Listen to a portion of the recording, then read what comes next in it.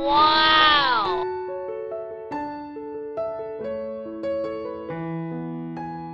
So, ito na po yung ano natin, graba, no?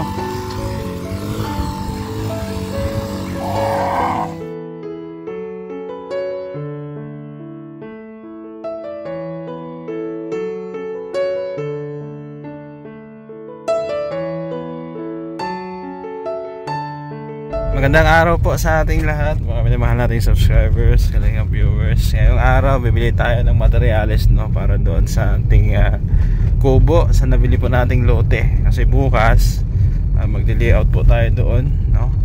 So, magiging karpentero po natin si Kier, no? Yung karpentero nila Kuya Baldate. At ngayon, nakila JP siya, no, gumagawa. So, saglitin niya lang bukas, at may kasama naman siya para doon sa kubo natin. So mag-order lang ako ng semento, graba at saka buhangin, tapos mga coco lumber, no, para doon sa gagamitin nila bukas, pako, kung ano pa man. Ayan, so hanap muna ako dito. Mayroon ako nakita dito ng coco lumber ay. Ayan, so samahan nyo ako at mamaya ulit, no. So ayan po, no, dito tayo sa bilihan po ng coco lumber at mag-order na po tayo ng kahoy, no, para bukas. Ayan po yung mga coco lumber nila. So itong kahoy ang pinili natin kasi po temporary lang po, no, kasi magpapagawa tayo ng bahay by next month siguro. So ito, ano lang ito, temporary kubo lang para yun nga, makabitan ng kuryente. So ito kinakarga na po, 2x2. Ayan. So dito lang po yan sa bungan lang po ng Alawihaw. So doon pa banda yung ano natin, yung lote natin. Doon sa bandang unahan, tapos diliko ka, no, pakanan. Ayan. Salamat po sa ating sponsor, no, na nagbigay ng tulong din, no, pang materyales, no, kay Ma'am Beng. Ayan, at si Ma'am Grace magbibigay din daw. Ayan, salamat po sa kanila. Ayan.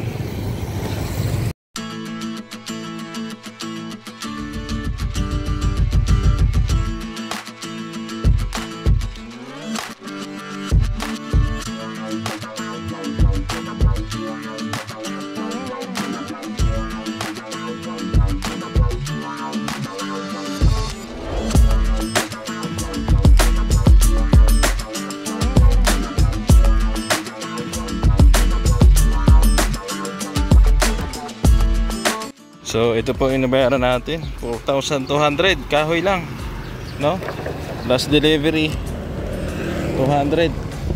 Ayan, so sunod sa atin si Kuya kasi hindi niya alam yung lote doon. So let's go, samahan nyo ako.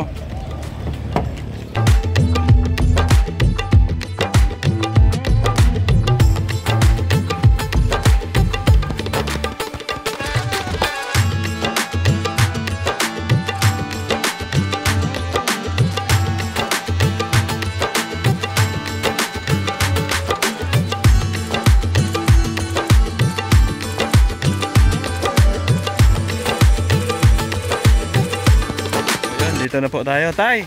Dito na yung kahoy natin. Ha? Bukas ma-layout kami diyan sa ano, kubo. Dito ko muna ilagay, ha? Ha? Ang natingnan mo na? Ha? Natingnan mo na? Pasyalan mo na. Mamaya ano ko muna, ibaba ko muna to. Bantayan mo yung kahoy natin, ha? Baka mawala, ha? Ha? Hindi pwede igato. Baka igatong mo, Tay. Si Tatay Fredo. Ito yung kapitbahay namin ni Joey. Ayan po bahay niya, oh. Ayan. Bukas, baka mamaya pa-deliver ako ng semento tsaka buhangin, graba. Dito pwede, pwede ko na diretso doon. Pwede na diretso doon, no? Para hindi na ano to. Para ito na lang hakutin bukas, no? Padiretso na lang doon buhangin tsaka graba. Yung hollow blocks kahit dito lang. Yan po, maraming kahoy yan. Nasa 285 na 2x2, 6 na 2x4, no? May 2x3 din dyan. So yan po yung gamitin natin sa kubo natin, ha? Oh, matitigas daw yan eh. Kukulamber yan. Pakubo kasi magkakabit tayo ng kuryente.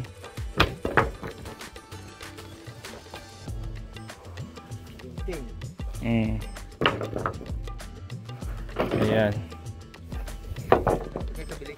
So ito na po yung kahoy natin lahat, no? Nalagay na dyan. So mamaya ma-order na ako ng buhangin, saka graba, semento, saka hollow blocks. Padiretso na lang doon tayo. Oo. Doon. May tubig ba dyan? Makakot ng tubig? Meron dyan, no? So tingnan natin yung lote. Kung ano bang ginawa ni tatay. Baka tinaniman niya na ng ano to, cactus. Tinaniman mo na ng cactus, tay? Tinaniman mo na ng cactus? Yung lote? Cactus. Yung halaman na may tinik. Yung halaman na may tinik. Ito? Hindi. Iba yan. Ayan, tingnan muna natin. Ay, grabe si Tatay Gardo. Nilinisan talaga yung lote namin. Oh? Oh. Anong ginamit mo dito, tay? Pico? Pico yung kuya. Ayan o, ang linis na oh. Ang lupit ni Tatay Gardo. Oh. Talagang piniko niya. Ilang araw mo ginamasan? 3 araw?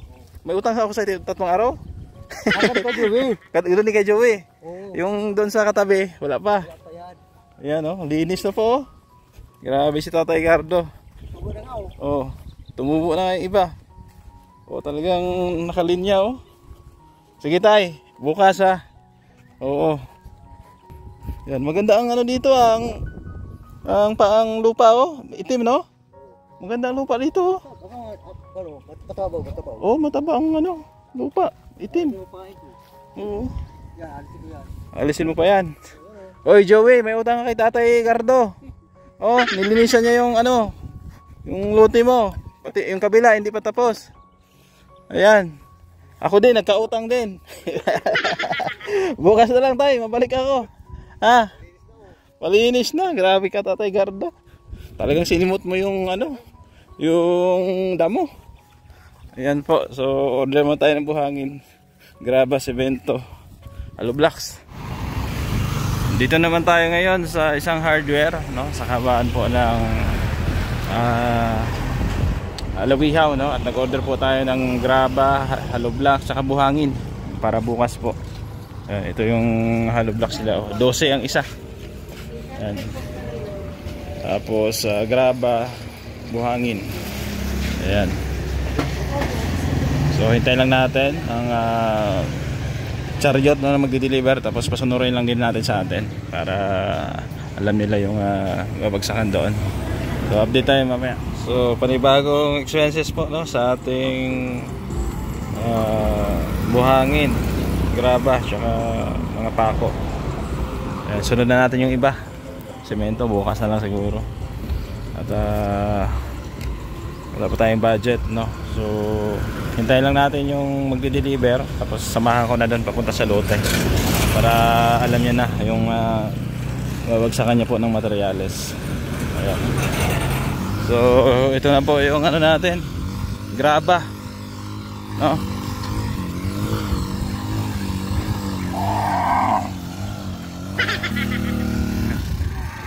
Hindi kaya, tulak natin.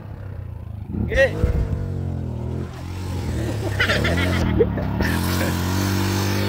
Diyan sa may lote. Ayan yan. Pasok mo dyan. Pasok mo. Ito. Oo. Oo.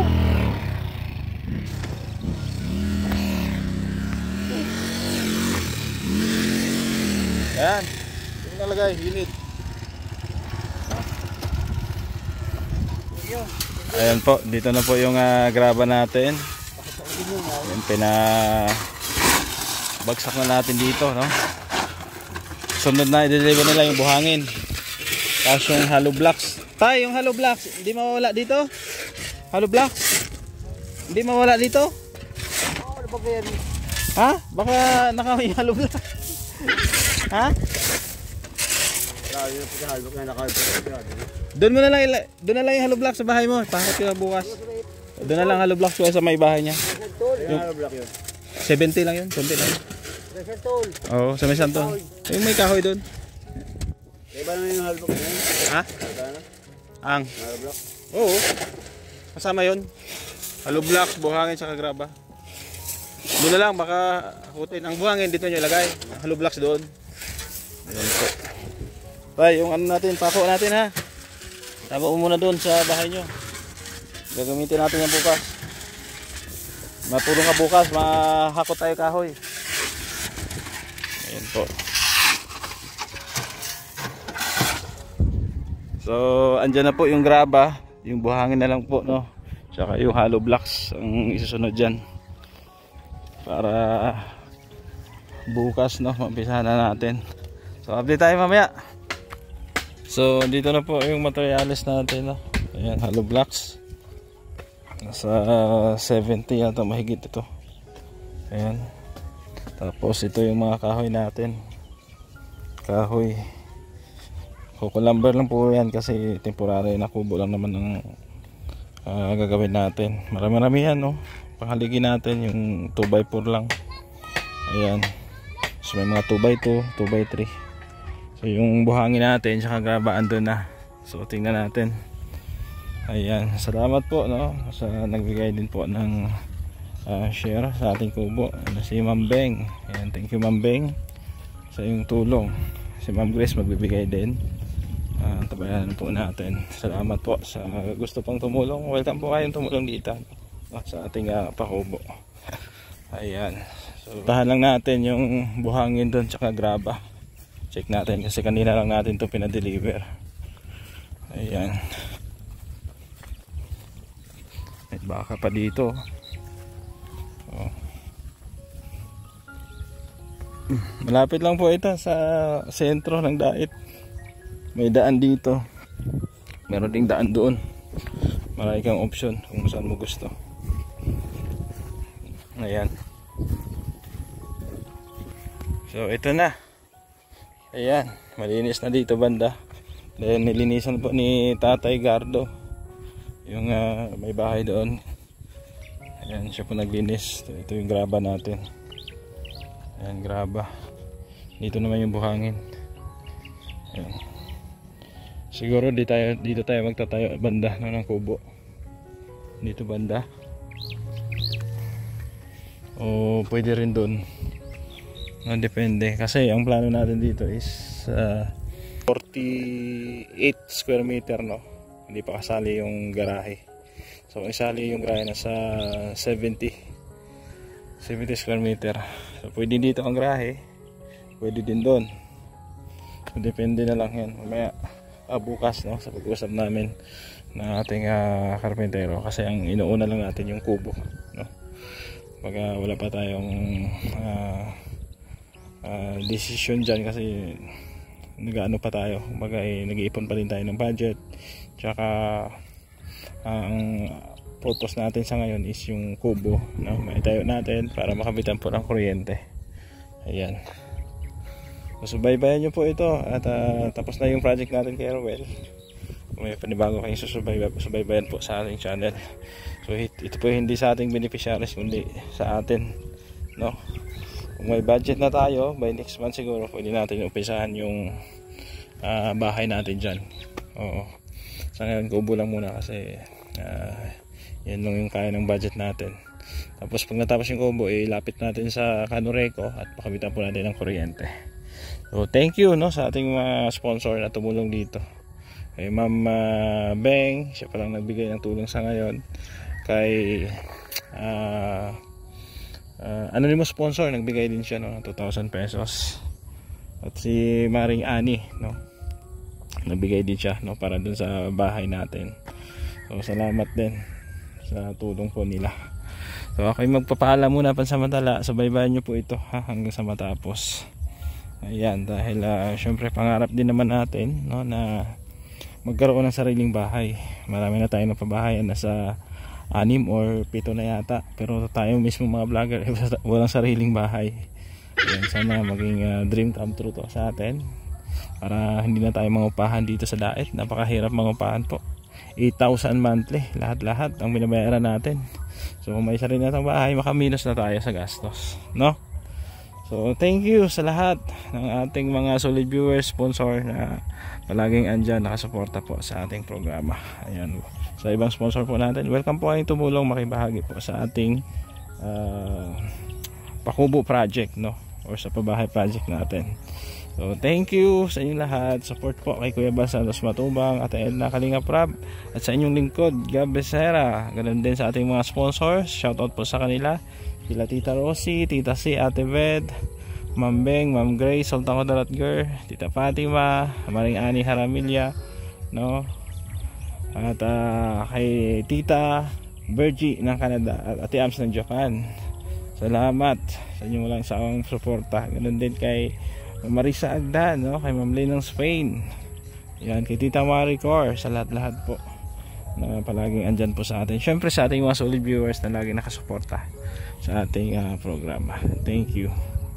Bye bye at God bless. Kita-kits po tayo bukas at umpisa na po natin ang ating kubo. Bye bye, God bless po sa ating lahat. Bisera nagmula sa Negros Occidental, layunin ay tumulong sa mga nahihirapan karamihan.